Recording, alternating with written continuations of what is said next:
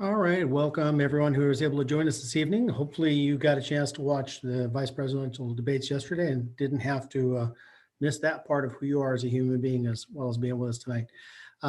We've been asked to do these on a monthly basis to kind of bring you up to speed in this historic year of the variety of things that are going on, so you can be aware of them before they come, and to let you know what we figured out after they've happened, obviously, as we begin to grow and learn through the process.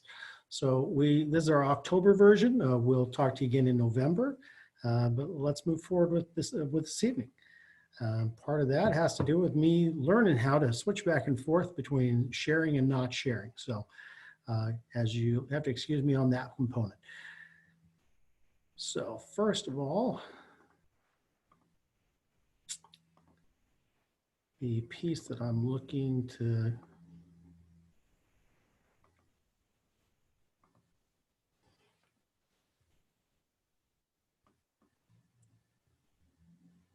bring to you, challenge for me here. I may have to pass the buck on this one, but anyway, let's go with this piece right here. For me, I get to share with you that for us, we're coming to the end of what I would have thought of as the preseason. We've been out of school. We were out since March, and we had a lot of growing and learning to do. Luckily, the state gave us the opportunity to try as many things as possible and try to learn as much as we could about how to deliver content and do things from a remote circumstance. But because they did it in the manner they did, kids weren't necessarily accountable for that, and families had, well, frankly, far more important things to deal with than just the school element of the family's life. So we're now at a point where we've started to crank it back up again, and we're trying to figure out, so what do we need to teach our kids to do? Well, it wasn't just our kids. I got to tell you, our teachers have been modeling a growth mindset that it doesn't matter how old you are, whether you happen to be one of the few teachers who might be older than Mr. Harris, or the ones that are brand new out of college and this is your first job. And we have both ends of that spectrum here. They are all rigorously learning how to do and how to present. The funny part, I was having a conversation with somebody about our first year teacher, and she probably for the first batch of first year teachers who are looking around at their colleagues, and instead of feeling uncomfortable and like they're imposing on all these seasoned veterans, they're right there with them, because our seasoned veterans are feeling like first year teachers. And you need to know that the most important thing to them is they want to do the absolute best for your kids. They want to present themselves in a manner and move your kids in their learning so that they continue to earn your trust. But they're very concerned all the time that this situation has made that almost impossible at times. But what we've done is we started out slow.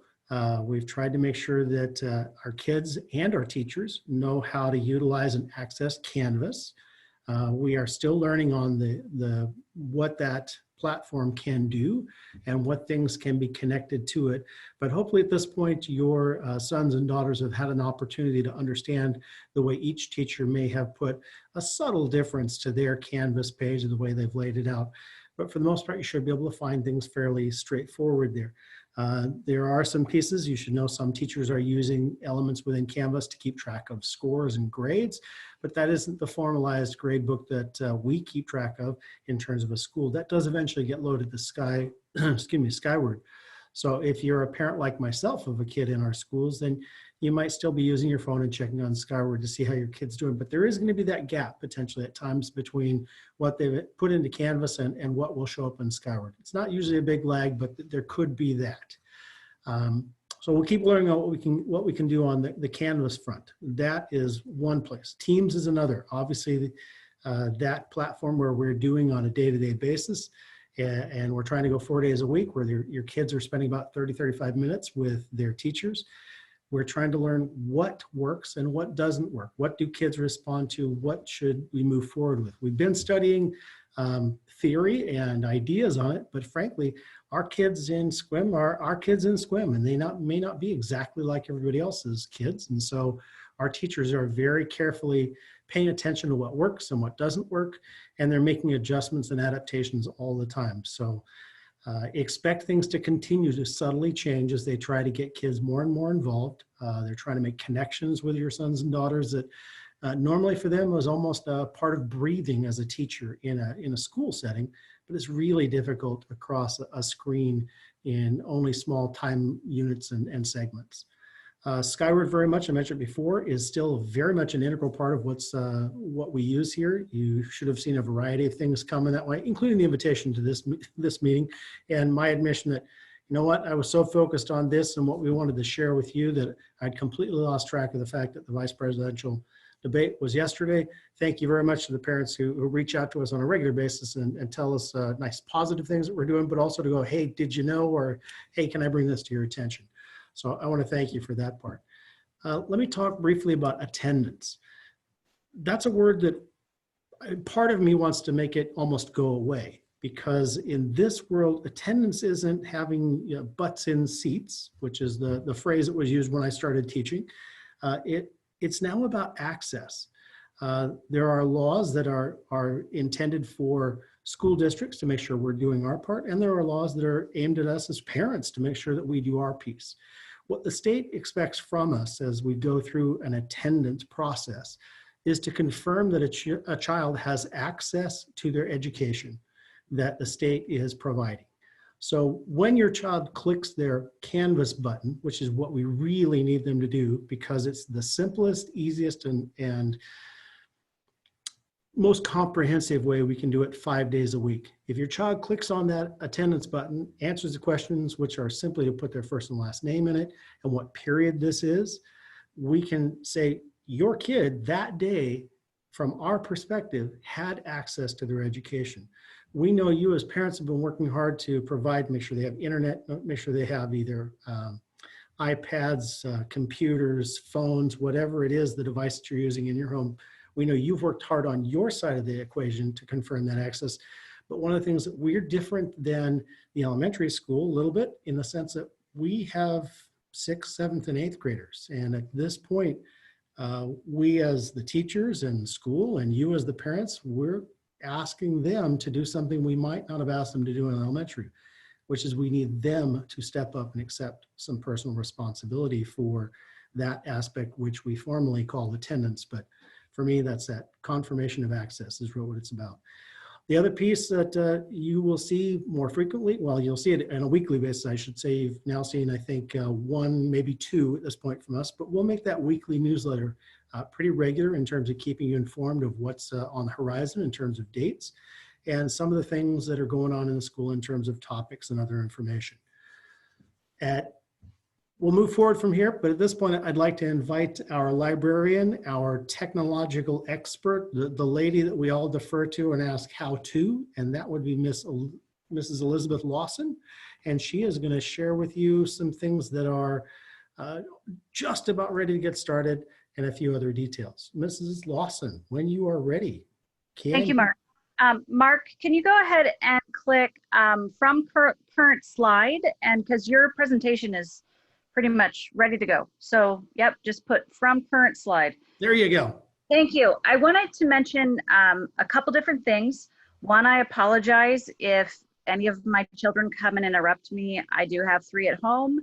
And like many of you out there, you might have spouses that are hunting. I have one that's hunting as well. So I apologize if they come in and interrupt. Number 1, attendance. Teachers might have changed this slightly so that you should see a confirmation that your child actually took attendance. And the other opportunity for you, like me, if you're having issues with your child actually taking attendance, then you can select that, or your child can select that they get an email. And so today I had my child select that they get an email every time they take attendance. And that way I can check to make sure she took attendance for all 6 classes, because yes, I'm getting phone calls too, because she is 12 and she does not, unfortunately, function like most adults. So I have to remind her.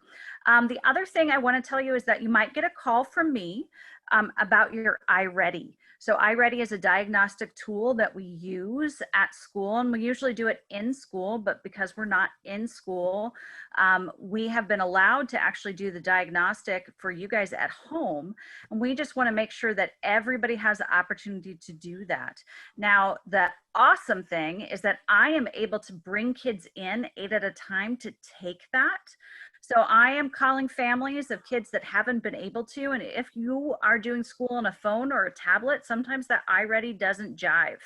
And so if you need the space to take it within the actual middle school this next week, I can offer you that space. But today I want to talk about fun things. And not that diagnostics aren't fun, but these are things that really just get me excited and fill my heart with what I love to do as a teacher, and that is to get your kids involved. So the first thing is joining reading competitions, and then I'm going to talk about joining clubs. And last but not least, I won't talk about it, but I did want to add a caveat to what I was saying earlier. If you're having any technology issues, I can also make appointments, and you can come in and bring your laptops. You can come in, we can sit you down on the desktop, and we can lead you through the whole processes of getting your kids on, making sure they're doing the things that they're doing. I've had some great success helping kids and families do that. And I do that with myself or my partner in crime, Miss Gina. So be sure to reach out. You can reach out to the school and ask to talk to me. And we can set you up for a time when we can help you one-on-one. So today we're talking about getting involved, which is awesome. And we are talking about, Mr. Harris, I'm gonna have to have you move the slide forward. Absolutely. Thank you. And this is joining the reading competition. Now, the things that I want to talk about today are how to get a hold of books, because you guys, reading is so important. And it's important for your kids because it's not only that thing that's going to make the difference between them being successful further on after school as well as in school, but it is also going to be a really important key in getting them less stressed.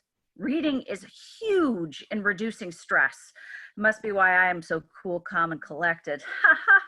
Anyway, we have a couple different options there. Yes, that's a joke. Yes, I tell corny jokes all the time, and I make your kids laugh at me. The first one is Sora. It's our online reading catalog. I can't see that, Mr. Harris. Oh, yes. Yes, thank you very much. Online reading catalog, and that's actually going to be opposite wise. It's the little guy that's flying, and so you can get a hold of audiobooks, you can get a hold of ebooks, and it actually has access to the North Olympic library system. You can also place holds on our actual Fall at Destiny system. And guys, come and visit Miss Gina and I. We are outside the cafeteria from 2 to 5:30, and we are waving and we are saying hi and we're handing out books. And even if your kids don't know what they want to read, we have suggestions. We also have some really awesome book bags. And if you guys ever want to have a really good laugh, have your kids show you the library Canvas page and watch the awesome videos I have put together, because I'm okay with you laughing at me. I feel very confident with it. I am laughing with you. And yes, I am this excited on every single one of my videos. Beanstack is a new thing this year, and it is so easy. And yes, it's, one kid was talking to me today and they're like, well, people can cheat. And I'm like, yep, I know. It's all about the honor system in the middle school. And so Beanstack is where you log minutes for reading. And we have teachers, and yes, I do the same thing as I do for kids. It's a competition, and you get rewards, and you get entered to win tons of stuff if you participate. So it's all about the time you spend reading. And there is a prize for every badge you win. It's a really easy thing. If you've done it with the public library this summer, they did Beanstack as well, which is where we got the idea. Mr. Harris, move us forward. Okay, so I'm going to talk clubs. Now, I, of course, am very excited to offer clubs, because usually I get to see all of the whole middle school in 1 week, and I have not gotten to see kids very often, and that has been just heartbreaking for myself and Miss Gina, and we want to see kids. So I want to offer clubs, and near and dear to my heart, because unlike Mr. Harris, who's a Ravenclaw, I am a Gryffindor through and through. Harry Potter is my bread and butter, and I love it. So if your child has never had a chance to read Harry Potter, if they love Harry Potter, either person is more than welcome to come to this club. It meets Mondays from 2 to 3. Sorry, that was PM, not A. I don't know what happened there. That's a typo. We're going to read through all 7 books. We're going to get sorted into a house. We're going to compete in house competitions. I will be sending stuff through mail or have kids pick it up on Wednesdays. And we are going to be collecting house points. I don't know if you guys have been aware, but the Harry Potter, what's called wizardingworld.com, has put out a huge amount of amazing stuff that you have free at your disposal. Not only to listen to the full book online, we also got the second book through Stora on digital as well. And I found out today, and I'm going to have more information in my collections about a way that Kindle is offering online reading, or sorry, Audible, not Kindle. Audible is offering audiobooks to kids for free. So I'm going to do some more research, and that'll be coming out in a little bit. But please email me, tell me which kid. If you have a 4th or 5th grader, please let them come and be part as well. We have a ton of fun, and that's kind of what I'm looking for with kids. I'm looking for them to have fun and interact with their peers, because I've got kids at home, and man, are they desperate to talk to their friends. Okay, Mr. Harris, go ahead and click the side. Now, I am a librarian, and librarians are unique breeds in the fact that they love to get kids involved in whatever way possible.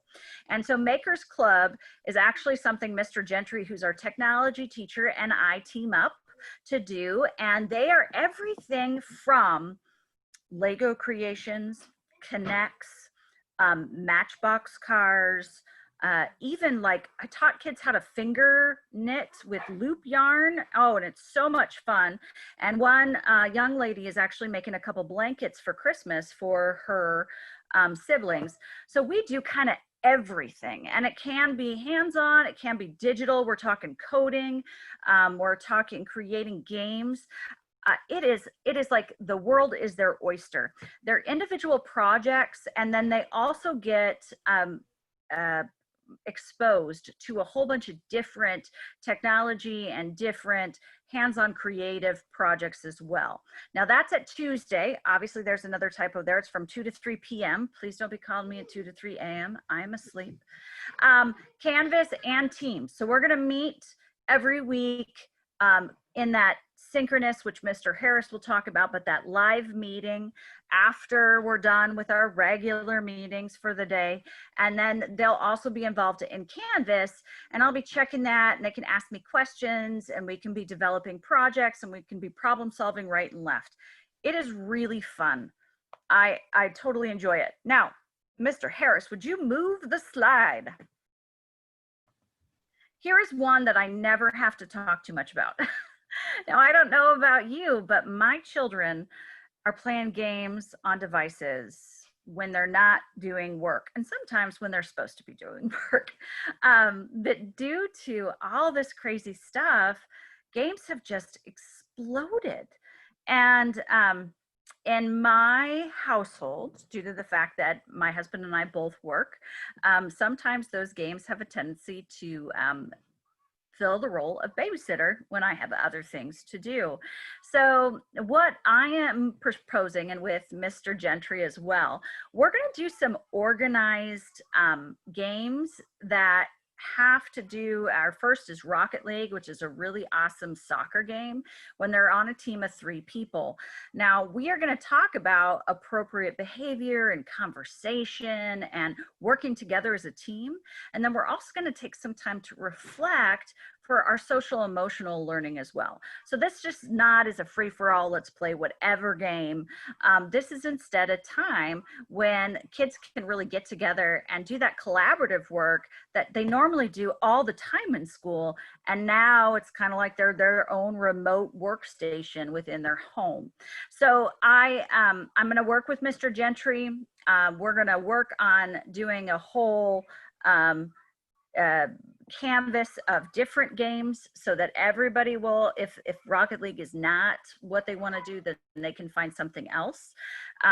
But we're also going to look to get some parent permission forms. So be on the lookout for that after that first teams meeting. Right now, the exciting thing, Thursday from 2 to 3 p.m. we'll be meeting, but Rocket League is free on Epic's games, which last year it wasn't, and you had to pay for it. So there's lots of awesome opportunities technology-wise due to the pandemic that we find ourselves in. But at the same time, we are still educational. That's our purpose. We want the kids to learn, and we want the kids to collaborate, and we want the kids to play those games appropriately. And this is going to be mainly only middle school, because I have a couple different ages in my home, and they definitely play their games differently. So with a Harry Potter and the Makerspace, I'm more than willing to have 4th and 5th graders if they want to come along. But for Game Lab and for this next one, it's going to be strictly middle school. So Mr. Harris, let's introduce the next one. And a lot of you are probably giving me this huge big question mark look, and I can't see it. But let me explain to you what you might notice in your own home. So Fandom is actually something that they have labeled. It is this amazing ability to create art, writing, movies, comics, all surrounding this idea of something that you love, right? So it could be a book, it could be an author, it could be a TV show, it could be something else that's like a video game. And we create in our world today these crazed fans, and they start to produce all this amazing stuff. We invited a author who I absolutely love called Marissa Meyer. She's local, she's from Tacoma. She writes oh, it's amazing, they're sci-fi retellings of like Cinderella and Red Riding Hood and Rapunzel and Snow White, and it's just awesome. But what she started out doing was writing Sailor Moon fan fiction. Now, you might all be going, what is Sailor Moon? Unfortunately, I know what Sailor Moon is. It is an anime manga that was put out in Japan, and it became a cartoon. Well, people were not done with it when it finished, and so they started writing fan fiction, and it got published and all over the web. And so she actually started doing that, and then in comes this whole new era of creativity. So we're going to harness that, and we are going to use that to build excitement in whatever author, in whatever book, in whatever series your kids love. And we're going to bring kids together that like the same thing. We're going to expose them, of course, to all sorts of different authors and books. And I got to tell you, graphic novels, I just finished the Anna Green Gables graphic novels, and oh my gosh, Pollyanna has nothing on Anne with an E of Green Gables. And if you haven't listened to that, read it, looked at the graphic novel, or even watched it on Netflix, you're missing out. So a lot of this stuff, there are so many good books that have been put out on Netflix. And I know I have a middle schooler at home that does constant fan art of graphic novels and mangas that she's read. And she is reading Percy Jackson right now, loves it, and wants to draw those. So what we're looking for every Friday from 2 to 3 are kids that just are really excited about certain books, certain authors, or just really excited to do whatever, and we will bring them into the fold. So what I need from you as parents is just an email that says, this is my kid, this is what they want to do. I do know that we are going to be doing some Varsity math, I believe I'm going to be working with Mrs. Lewis to create and craft that as well, in case kids need some help with math, and that will be a club too. Notice that I don't do Wednesdays, and I'm sorry, but my Wednesdays are from 2 to 5:30 outside on that curb trying to flag you down so that I can give you a book. Okay, notice, yes, I am a little enthusiastic and very excited to get books into your kids' hands. And that is all I have, Mr. Harris. Unless anybody has any questions, I will stick around and listen for them, okay? Thank you very much, Mrs. Lawson. So on to the next piece here. We know that we school people talk funny. We every year develop a language that we use freely with each other, and we start speaking it when we talk to real people that are outside of the educational world, and we just assume that you know exactly what we mean. So there's a few of the words or phrases that are become commonplace this year that I want to make sure that you understand the differentiation that we utilize when it comes to this. Right now, our children are doing remote learning. That is where the teacher is participating with them. They are producing and creating some of the learning elements that your children are doing each week. They're defining the assignments. That's very different than online learning, where it is a company that has produced a curriculum that a child works their way through. So that's not what we're doing. This is remote learning. So we are soon going to be inviting people back to campus and do some in-person learning, just a way for us to differentiate between those two pieces. Just so you know, our in-person learning will be very similar to what's happening in remote learning. So children who do come back to campus, while they'll have an extra layer to what their experience will be, they're not getting something brand new. They're not getting something that all the children who are at home don't get to participate in. It's just going to be that live element that's there. We use in our district, whenever we talk about synchronous learning, or learning where a child has to be at a specific place at a specific time in order to engage in it, we're referring to our live Teams meetings. We do record those, but obviously being able to participate in what the teacher might be trying to have happen on that day is pretty important. Most of our teachers at this point have reached understanding and experienced the fact that live teams work best in a social type setting where there's an exchange of information, there's discussion, there's enthusiasm, there's sharing out. Those experiences are happening in that setting. The asynchronous part, that is the part that can be accessed at any time. It's based on when the user wants to get on or can get on to do that work. On Canvas, you'll see everything from asynchronous videos. Those are ones that have been pre-recorded, but are very much, they do vary a lot, but that is the place where you will see the direct instruction, the how-to pieces. It's kind of like downloading on your own devices a recipe that you just get a chance to rewind and they tell you over and over again until you get it right. Asynchronous does give us that opportunity, but it's also the place where teachers are putting their lessons, and they're also giving feedback when those lessons match and come in on the timeline they've expected. So synchronous and asynchronous will continue to be part of our vocabulary. You heard Mrs. Lawson refer to it, and that's SEL, or social emotional learning. We're starting to push that out in the weekly newsletter, but we want you to be aware that that is, in the educational world, the way we describe the aspects of being a human being, that if you learn to do these things skillfully, you will have greater success with everybody and in every circumstance, whether that's your relationships with your family, whether that's your relationships at work, how you do at school, how you perform at school or in future work. Children and human beings that become skillful in the areas of social emotional learning have the most success in those areas. So we'll continue to not only identify those, we'll also push out things that information for you as families, so you can clearly identify those, and ways to engage with your kids and your family around hopefully some fun things to do that will help point out and grow those collectively together. There's a new one for some of you, but you may notice this: flipped classroom or flipped learning. And this is what's happening a lot of the time in that synchronous world.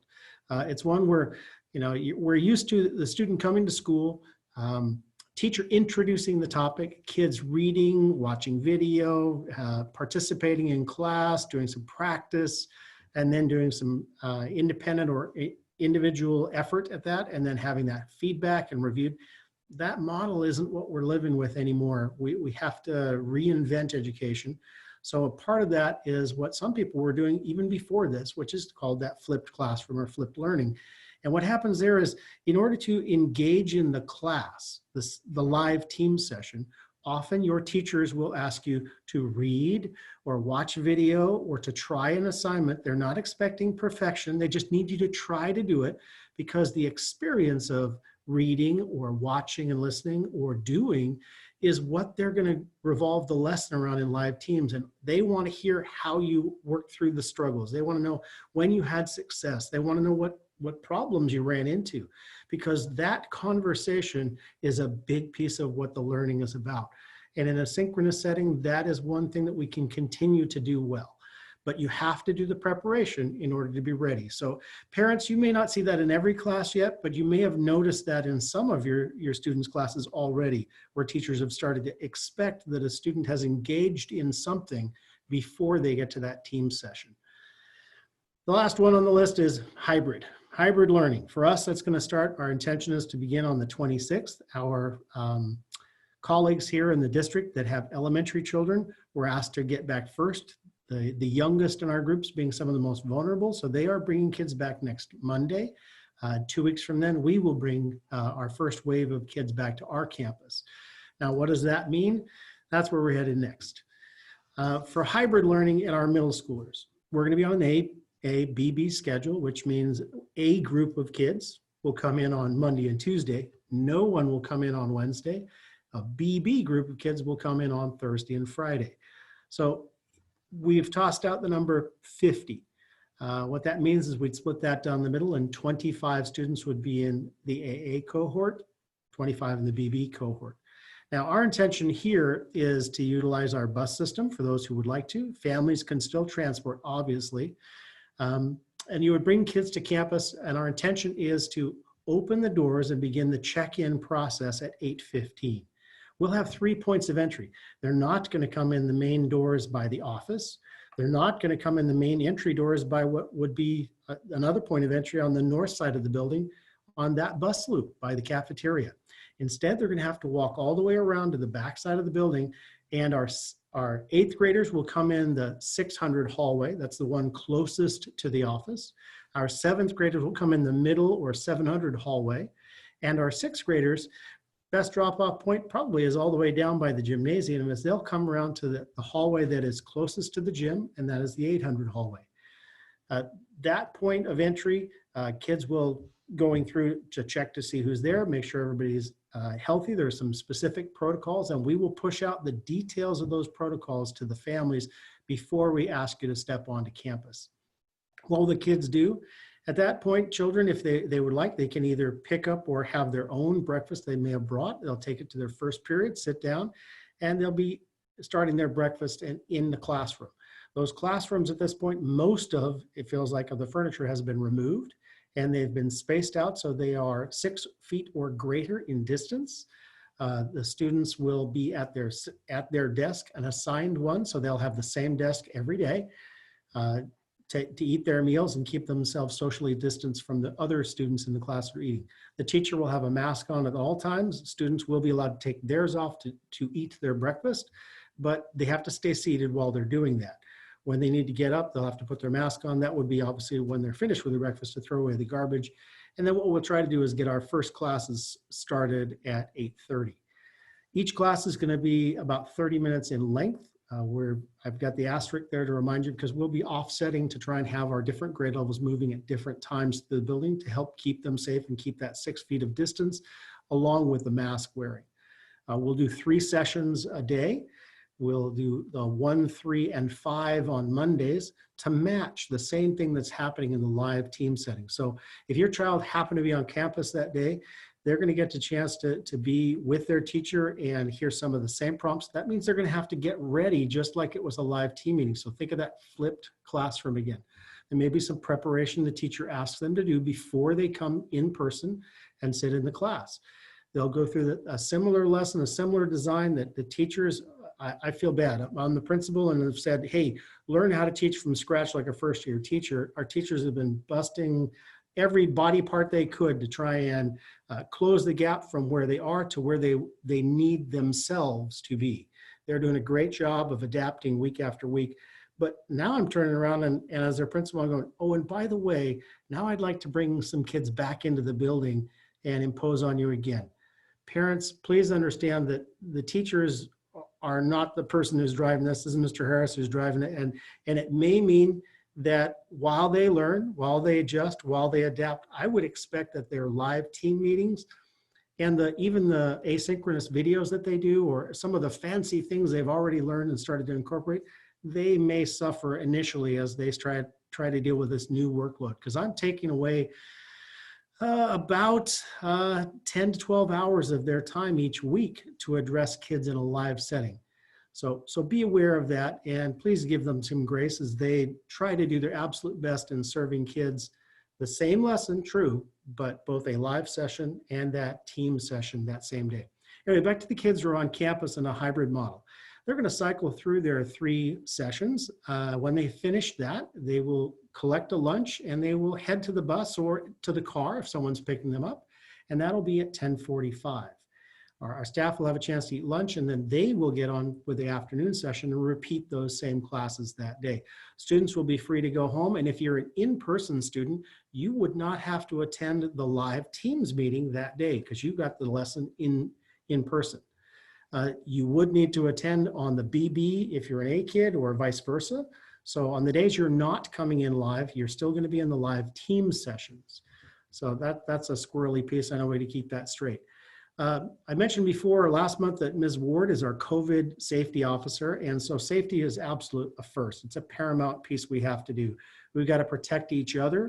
And the first group of kids that are going to come back, there'll be a lot of space between them, but a lot of the behaviors we'll be working to try and figure out is for when there are more bodies in the building. We want to do it as safely as possible.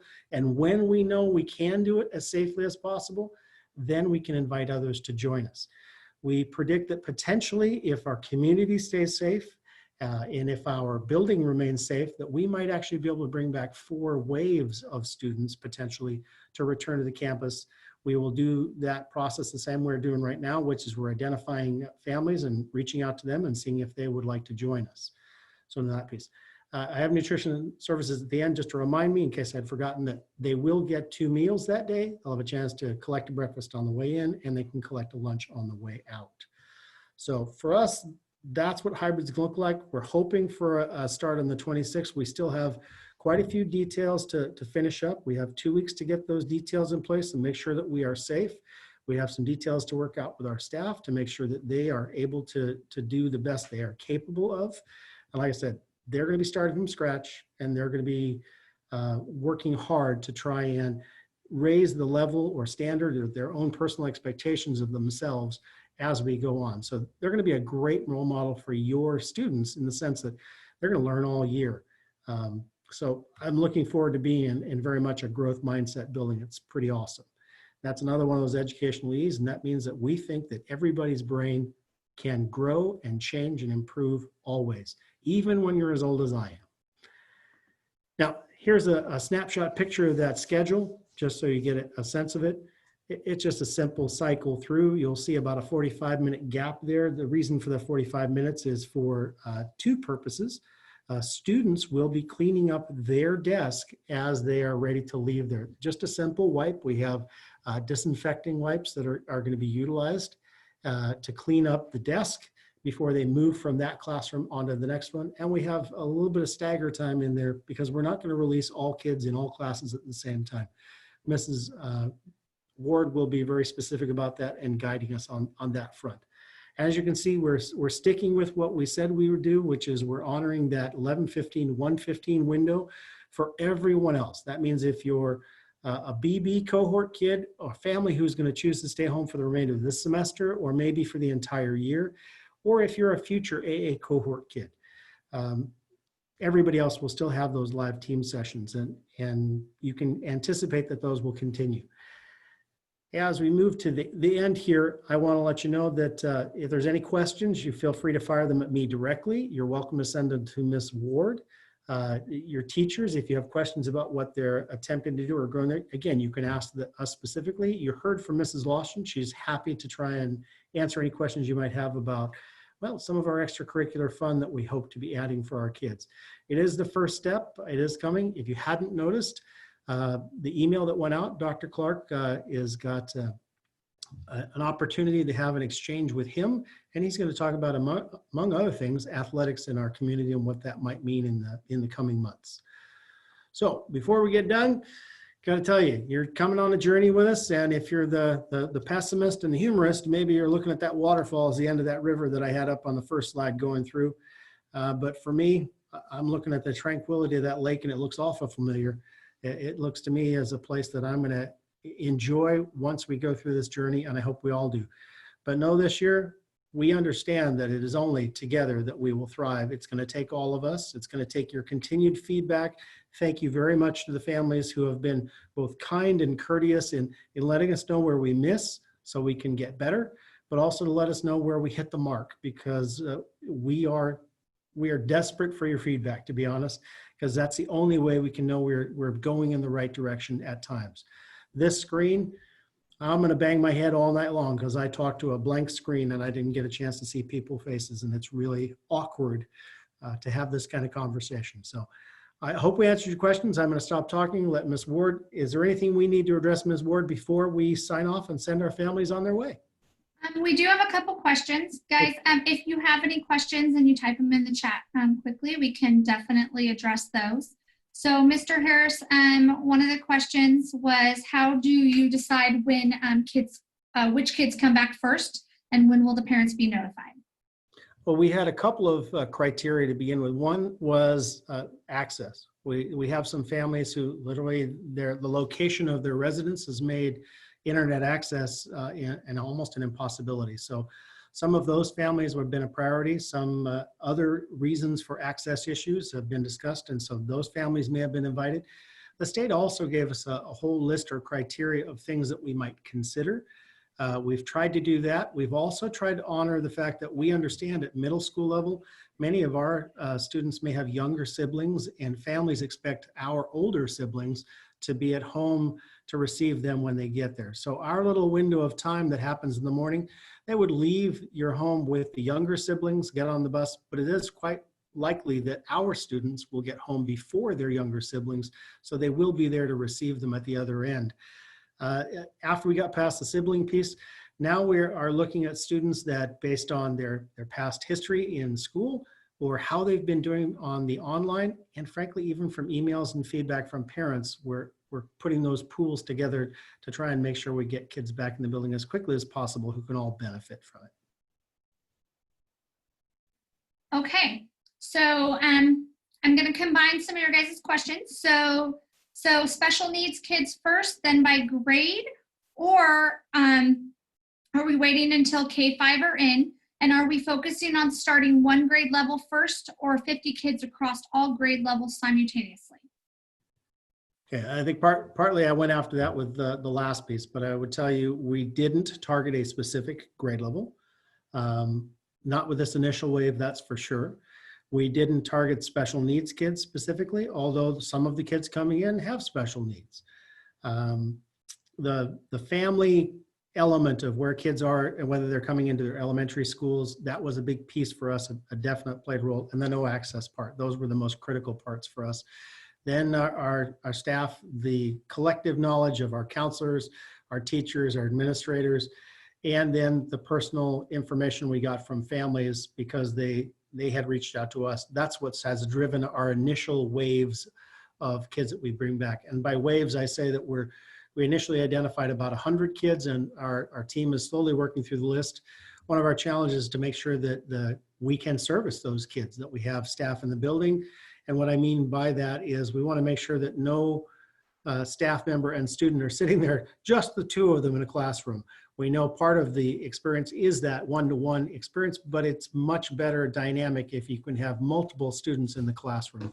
So our counselor and frankly, Ms. Ward are working their tails off to try and get those all matched up initially. Okay, and are we going to have sports this year?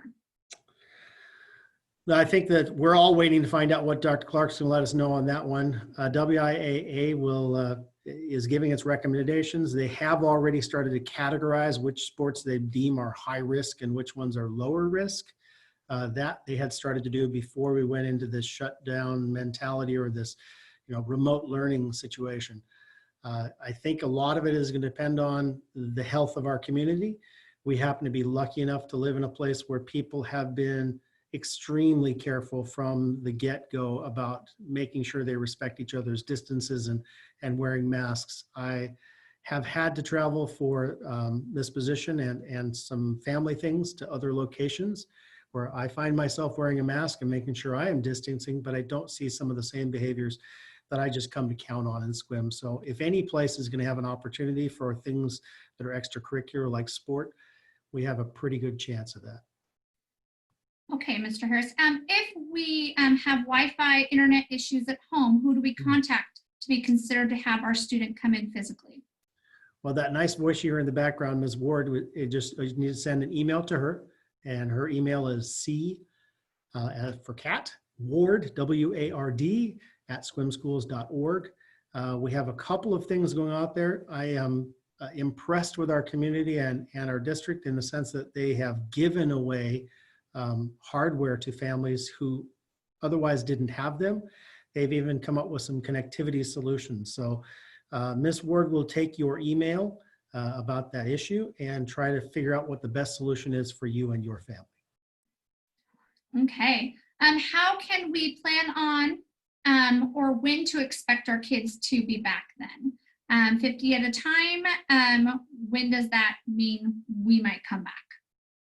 It's hard to answer on an individual basis. We have about 560 students all together on our books. We will ask in more detail, exactly who's willing to come back and who feels like it's in their best interest for their family and their circumstances to stay home for the remainder of the year. What we're looking at is that the first cycle will be the 26th of October. If all goes well, 2 weeks later, November 9th, I believe it is, we would be looking to bring back our next 50 groups of students. And it's 50-ish because we'll try to make that match up with what that impact would be to our master schedule and which teachers would be in which rooms and so on. Then the third wave, to be honest with you, we're probably going to wait all the way until after Thanksgiving. We'll probably wait till that week of the 30th. I think is it the 28th that week? Because a 2-week window would have put us into the Thanksgiving week, which is a short week anyway. And that would give us 3 cycles to come in. So we would be up to 150 kids by the winter break, we hope. And right after the winter break, we'd bring in the second or the final wave for first semester. We have our fingers crossed like everybody else that our nation, our state, our county, and our individual community here in Sequim continues to get healthy, in which case, if those things were to happen, it's possible that that time frame or those numbers could grow or be accelerated. But we're targeting right now a much broader invitation than those 50 at a time at the end of first semester. I think that's still our target, and that's about as far as I'm willing to guess, because that's still months away and so many things can change. Okay, so if your child is chosen to come in, how will we be contacted? You're gonna get a phone call. Very much our folks here are reaching out via phone and trying to find out if whether you'd be interested, whether you're available. They will ask a couple of questions. One of them has to do with transportation, because it does take our team over at the bus garage. We have a limited number of drivers and buses and routes, and because we're asking for multiple times with the 3 different grade bands to try and service them all appropriately, it takes them a bit of time to get that worked out. So expect that question. Would you like to come back? Obviously, that's the first question, but if you say yes, please, then the next question would be, can you come in? And by that time, it's likely to be, can you come in on either the Monday, Tuesday, or we may have spaces in the Thursday, Friday. Ms. Ward and our counselors are working hard to figure out what that looks like and where those places will be open. But then the final question would be, if you can come in on the hybrid cohort they offer, then it's just about whether you can get transportation or whether you need transportation through our bus system. We'll still be dropping over by Haller and walking over to get in lines to come at the building. But if you're a family that's going to drop off, I think you can think about it this way. Our main parking lot, which is not really a drop-off zone, could be used this year for 8th grade drop-off if you're a parent driving. 7th and 6th graders, if you've got them, I would suggest you drop your 6th grader off all the way down by the gymnasium. That's the quickest way for them to get to their line. The 7th graders, I'm sorry, you guys are right in the middle. So if you're a 7th grade parent, either end, either the gymnasium end on our north loop or coming all the way over to school and as close to the basketball courts as you can get is probably the best bet. One of those two. Okay, and will we always be on an AABB schedule? And will it still be half days if we're looking at the final wave? If we're looking at that final wave, we as a district have committed the first semester to the AABB hybrid. And for us, because we've made that commitment to the live sessions being the 11:15 to 1:15, yeah, we're pretty much going to be stuck with that until first semester. But once we get this moving and off the ground, I can guarantee you the next conversation Dr. Clark is going to want to have with principals is, okay, so let's get to the end of the semester. How many kids can we get back? And how do we go about doing that? And does it need to be an AABB setup? He's going to push all of those parameters to try and get as many kids in the building as quickly as possible. Because frankly, that's what, as a principal, I want. That's what you want as parents, if they can do it safely. It's absolutely what the teachers want.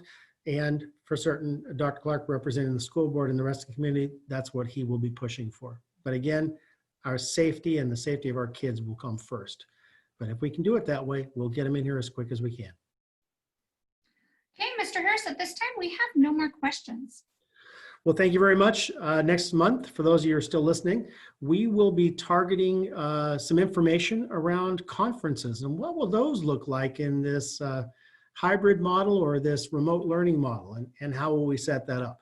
So next month, November, we'll talk first week there. We'll target either a Wednesday or Thursday then, and try to give you as much information as we possibly can about what that process will look like. In the meantime, if you have specific questions, again, my email or Mrs. Ward's, and we will either answer them there, or if there are ones for the general group to discuss in November, please feel free to let us know that too. Ms. Ward, any final thoughts? No, we just had families ask, just as a final thought, will this video be posted on our school website for others to view? Yes, it will. At this point, we've been recording on the cloud, and a super lady over our district office is going to help us get that in the right places so our families have access. Thank you for asking. And with that, thank you very much, everybody. We appreciate you being here, and have a great rest of the month.